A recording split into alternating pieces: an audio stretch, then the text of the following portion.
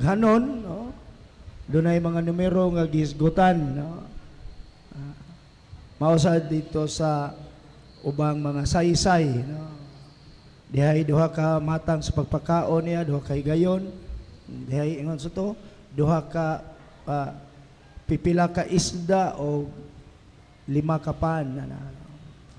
Kini 5 ka pan o duha ka isda. 5 o 2, 7, no?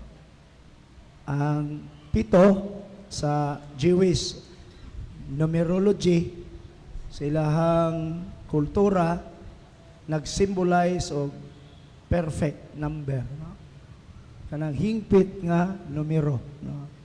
Nya ang 50, no? Perfect number. God created the world, nya nahingpit ang creation pagka 7 days, no? Hingpit na tanan, no? Wala na.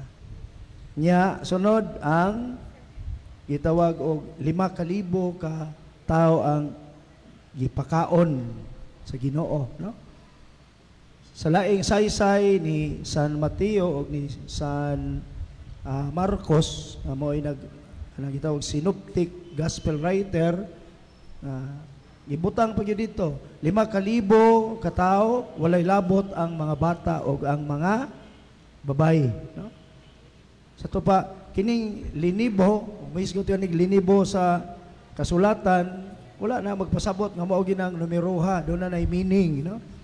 Sama sa giawit sa mga Israelitas, matag higayon nga si David mudaog sa panggubatan, no? Mag-awit sila, no? Ang ilang awit mao kini, no? Saul killed his 1,000, but David killed his thousands. Si Saul nakapatay og 1,000, apan si David nakapatay og 5,000. Ang pangutana, mahimo ba ng usa ka tawo sa usa lang ka engkwentro makapatay og 1,000? Murag imposible kay nang mahitabo. Lami na og pila ka libo, no? Una, no? Dito ko sa Mindanao, nangutana ko sa mga sundao nga escort namo. Kung mo adto mis bukid, kay panahon lagi ito sa gubat dito sa Abubakar. Dito man ko sa Lanao, no? Kung pila gyud imong napatay, so di ka kasiguro pa diro ay kay inig boto-boto, inig tira nimo kini imong ulo, mga anak mga bag. Bot pasabot ilublob ang ulo sa kanabang dili ka maigo. Nya ang armas ra ingon anay bag. Doon na gito yung mga matay pero dili kuno ka kasiguro pila gyud na igo nimo. Gawas lang kon sniping. Kanang naa sila ihupan ng ilang ukyon niya targeton jud. Headshot maihap og pilay na snipe pero enkwentro di maihap. Unang imposible kayo, no? Makaingon kang bot pasabot nga daghan jud sila nahimo sa panggubatan si David og si mausa ni bot pasabot daghan yung tao atong panahona nya kalim-an 50, no? Sa karaan sa dihang nangamatay ang mga kamagulangang anak sa banay dito sa Ehipto, katong angel of death gipakanaog sa Ginoo kay wala magpintal og dugo sa karniro sa ilang mga pultahan, no? Ang naluwas kadturang mga tao nga Hudiyo og dili nga nakapamintal og dugo sa karniro kay gilabyan ra gitawag nag Passover, no? Usa sa dako nilang fiesta.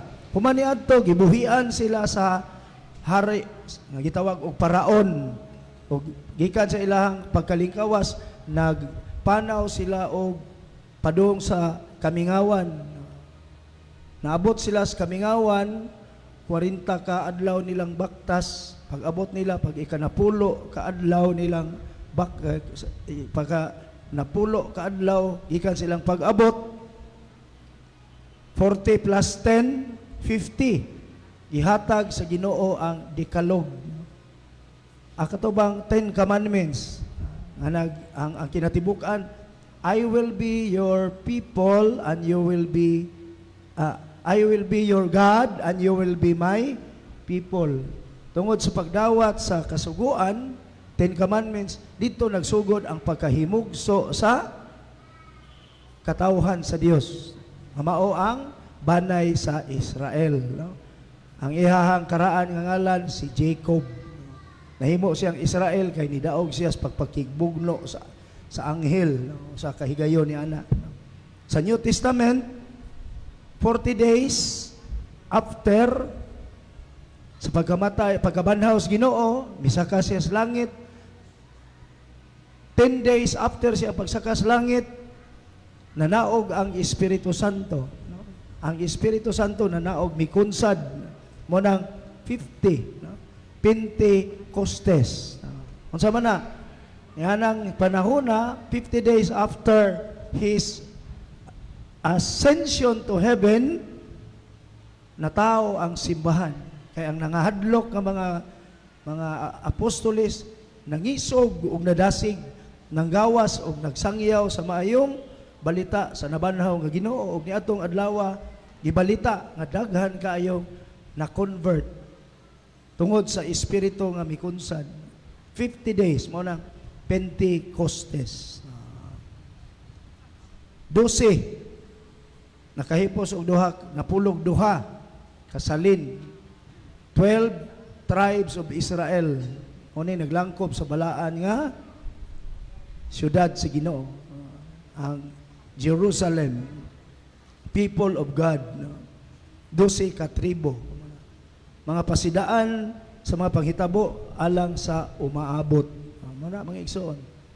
Karon, arita, unsa may nahitabo? Niingon ang Ginoo, kamoy mo pakaon nila. Magunsa maning 5 ka pan o 2 ka isda. Niining 5,000 ka tao. Unsa may gihimos Ginoo? Kulang kay ni, no? Inadequate kay ning ginaghununa ni ining daghang tao. Ambi na bisag kulang, bisag muna sa ginhawa, ang Ginoo wag yun mo reklamo mga igsoon. Sa may ang gibuhat, yaning gipasalamatan o giampuan niya. Iyang gipasalamatan o giampuan o iyang giapod-apod sa mga tao na hinubra pa noon. Unsa man na alang ninyo? Kamatngon mo ana. Sa atong kinabuhi, unsa man na alang ninyo? This only means to say that God will make perfect our iniquities. Naminaw mo mga igsoon? Hoy, naminaw ba mo? Ang Ginoo maoy mo hingpit sa atong mga kakulangan. Naminaw mo? Ang Ginoo maoy mo hingpit sa atong inadequacies, sa atong mga kakulangan, sa atong mga kahuyang. Ang importante lamang nga makamatngon ta nga bisag unsa kagamay nga atong gihuptan, it is always a gift from above. A gift from God. Nga naman, kitang mga tao dili ikalimod usay atong angkunon ang honor sa atong nakabot sa atong paningkamot. Magamay o madako, peligro kayo nga ato ning angkunon. Tungod ni sa akong kamaing laki o paningkamot, nakalimuta nga everything is a gift from God. O bisag inadequate as itong kinabuhi, na ay Ginoo nga nagtanaw na to, nga kung musalig lang taniya, magmapasalamaton lang taniya, andam lang tang mudawat siyang kabubuton, iyag yung dugangan ang atong mga kakulangan. O iyang hingpiton ang atong mga kakulangan. That is the symbol of the 7 food. 5 ka pan, o 2 ka isda, 7. Meaning perfection. God will make perfect our inadequacies. Ano yung sana ito timanaan? Ikaduha, 1,000 ka libo, pero napaigo. Nga naman, kung ang community magpikas-pikas lang, no? Magtinabangay lang, mahiluna gyud ang tanan diha sa Ginoo. Kung sundon lang nato ang kinaiyas Ginoo, mahiluna gyud ta kaayo. 50, no? 1,000 ka libo. Nya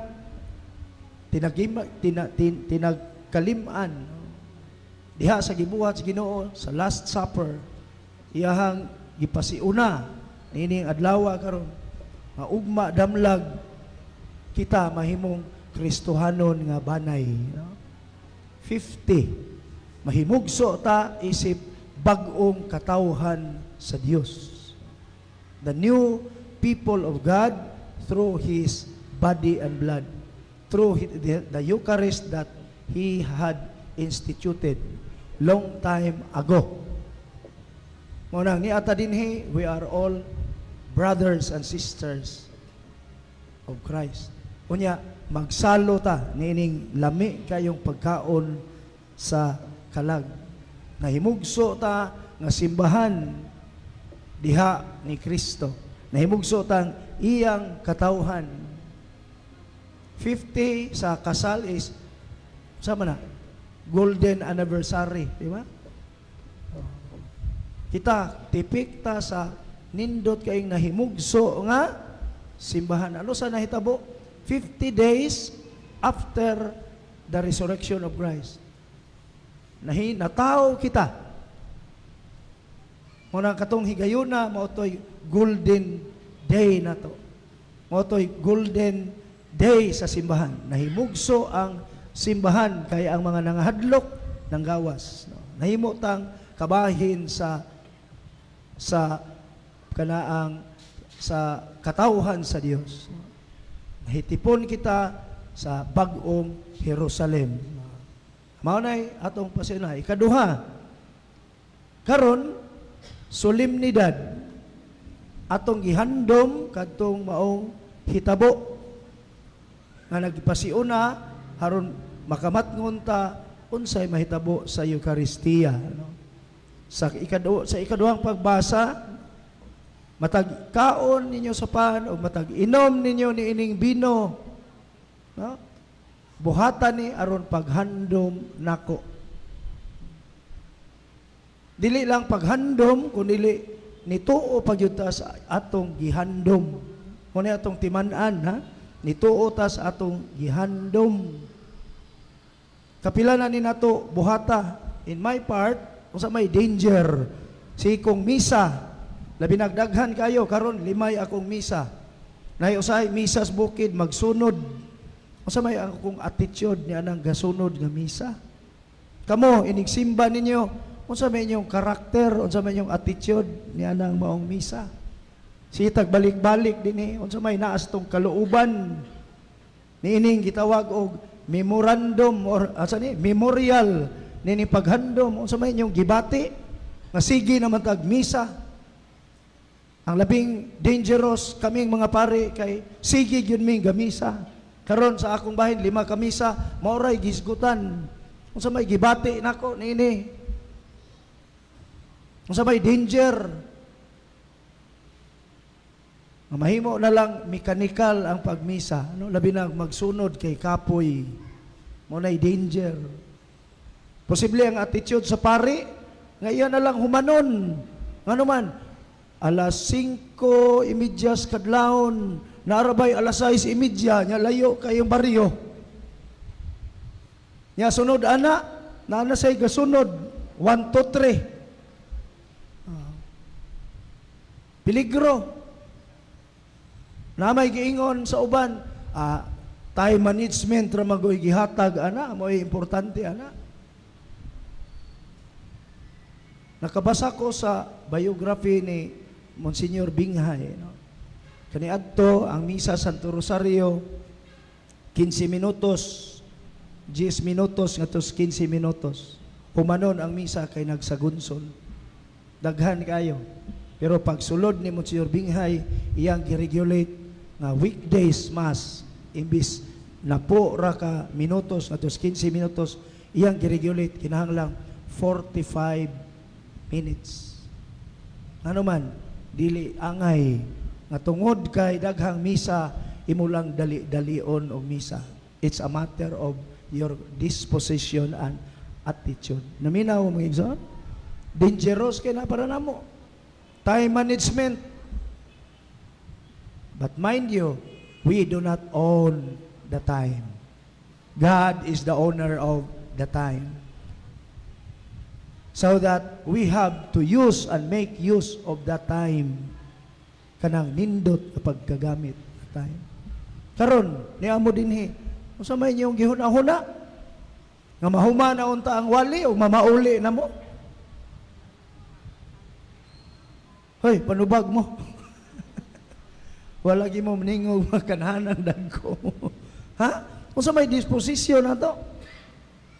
Labi na kon sa walis pare, maigo ta. Mingon nita, kining paria, kini si Rizaba, kusog yun ni Manira. Masakitan ta, masamaran atong kasing-kasing. But mind you, the purpose na makamatngon ta, unsa ta diha sa Santos nga Misa. Kung ugaling masamdan man ta sa punto sa wali nagikan sa Ebanghelyo, ang gisulti na San Pablo, ang pulong sa Dios sama kahait sa punyal nga duhay suwab nga mulagbas sa imong kasing-kasing. But pasabot masamaran kagyon. Pero salamat na lang kung masamaran ta, kay kung dili basig nakatulog na ta. Kay puros nindot ang atong nadungog o kana rabang yawa nga pisting dako ng yawa mga tamis ra ba kay nag mga pulong nga makatulog kas kalami. Tinoo dili? Hoy, tinoo dili? Sama sa istorya sa estudyante pa mi, gagmay pa mi, katong ibong Adarna, di ba?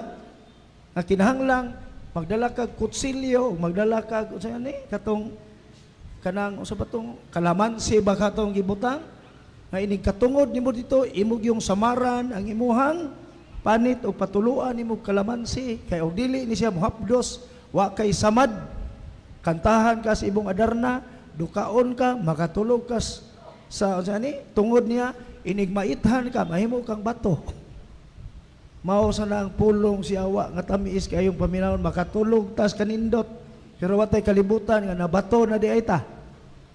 Nasikwate na ta, nayawa na di ay ta. Muna, unsa may disposisyon nato mga igsoon sa Santos nga Misa. Muna'y danger.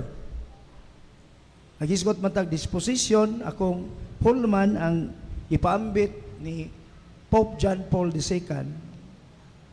Memorial man naghandom ata kanunay unsa man kunoy ang ayang buhaton. Kinahanglang atong i-celebrate ang paghandom una in the spirit of thanksgiving. Magpasalamat tas Ginoo ngano man everything in our life is grace. Bisan pa ang mga sakripisyo.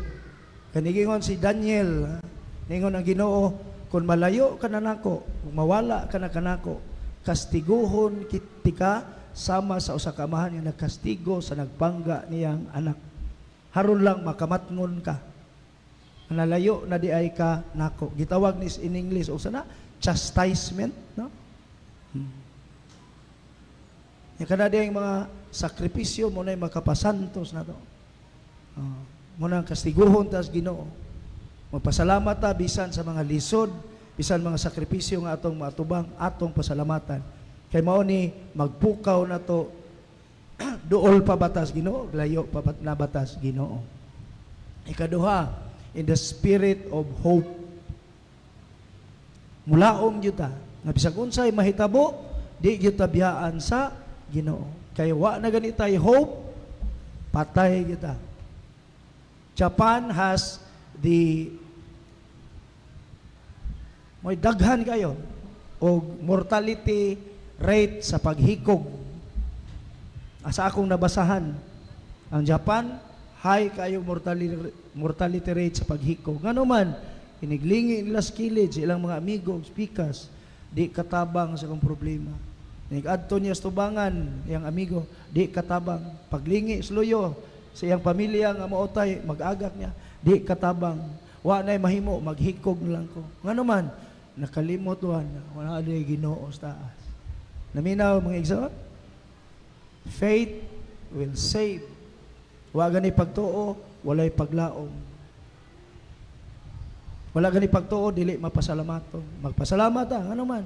Usay gatuo tag kay kiato ning hinaguan, kitay hinungdan aning tanan, dili na tinuod. It is always a gift and a grace of our God. Naata na malaumon ta kanunay. Bisag unsay mahitabo di kita biyaan sa Ginoo. Akong balikon, there was a time nga nawad-an ko pagsalig sa Ginoo. And I attempted to commit a suicide. Dinhi. 7 ka bulan nga wa ko'y tulog tungod sa akong tinnitus, kining buzzing of the air. Naglingkod ko sa akong katre, ga-um-um na ko sa akong pistol. Beretta Storm 40 caliber. Nihilak na ko, may gani, pagtanaw na ko sa kilid, ditong Santo Cristo sa imabaw sa kong higdaanan. Wala ko kakita sa mga santos. Kung nakaunaw na ako sa akong mga pag-umangkon o mga apo. Sa akong mga igsoon. Nakamatnon ko. Gigrasyahan ko sa akong amigo, duha ka buhok magsuon. Si Konsehal Dani Caballero o si Ipoy Caballero. Ila kong gimaymayan. Ngano man, kay nawadaan ko pagsalig sa nganong iya kong gihatagan aning matanga sa sakit kaya di ko katulog. Bahalag masakit unta ko basta makatulog lang unta ko. Imagine, wadaan ka paglaom, patay na. Salamat sa Ginoo. Ikatulo, in the spirit of enthusiasm. Naaga ni paglaom, naagyo'y kapaskog, na ikalagsik ba, na ikadasig. You know? Nagbalikan man ko sa paglaom, balik ko bike. Ugma, magbike may ugma. Nipalit yung kong duha ka bike. May rabag tiaw-tiaw nga bike. Nga naman, nabalik akong kadasig. Nga naman, kay nilaom na ko. Nga makaya na ko ning tanan. Kay naay nakapamatngon ako. Nga naman, in my frailties, in our frailties, God will always strengthen us. God will perfect our iniquities. Timuson sa Ginoo ang atong mga kakulangan. Mao ni ato ang timan-an mga igsoon. Binaot pa unta astong pagsaulog sa misa atong matngunan kanunay, atong sikapon kanunay. Unsa may attitude nato sa matag simba nato? Nahimo na ba lang ning automatic? Nahimo na ba lang ning naandan? Unsa may atong gibati sa matag saulog nato sa santos nga misa? Mao sa nay akong pangutana sa akong kaugalingon. Kay dunay mga panahon nga daghan kay misa, ang akong kahadlukan ang pagsiguro na lang paghuman sa misa aron ko makapahuway. Ang pagsiguro na lang paghuman sa misa kay naapay gasunod nga wa gyud salaang. Mo na mga igsoon, no? Mo na ang atong iampo nga magmakahuluganon kanunay ang misa alang kanato. Diin atong gidawat ug atong gituohan ang lawas ni Kristo. Nga kita nahimong tipik ug nahimo usab nga mga anak sa Dios diha sa atong panagsalo sa iyahang putli nga sakripisyo. Amen.